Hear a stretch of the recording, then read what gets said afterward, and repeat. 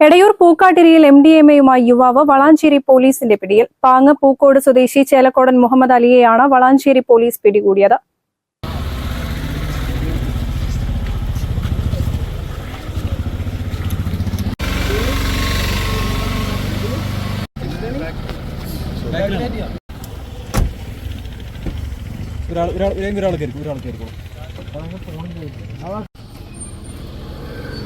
Operation D ഹണ്ടിന്റെ ഭാഗമായി ലഭിച്ച രഹസ്യ വിവരത്തിന്റെ അടിസ്ഥാനത്തിൽ വട്ടപ്പറമ്പ് ജനകീയ ഹോട്ടൽ പരിസരത്ത് വെച്ച് വിൽപ്പനയ്ക്കായി കയ്യിൽ സൂക്ഷിച്ച 2 ഗ്രാം MDMA-യുമായാണ് മുഹമ്മദ് അലി പിടിയിലായത്. സ്കൂളുകളും കോളേജുകളും കേന്ദ്രീകരിച്ച് മയക്കുമരുന്ന് കൈമാറ്റം നടക്കുന്നതായി പോലീസിന് നേരത്തെ വിവരം ലഭിച്ചിരുന്നു.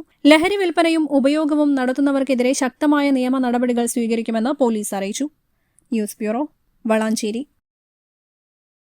വാത്മി ഡിസൈൻസ് മൾട്ടി ബ്രാൻഡ് സ്റ്റോറും ഒപ്പം വർണ്ണം സിൽക്സിന്റെ തന്നെ മറ്റൊരു സ്ഥാപനമായ അറൈവൽസ് മെൻസ് അപ്പാരൽസും ഒന്നിക്കുന്നു.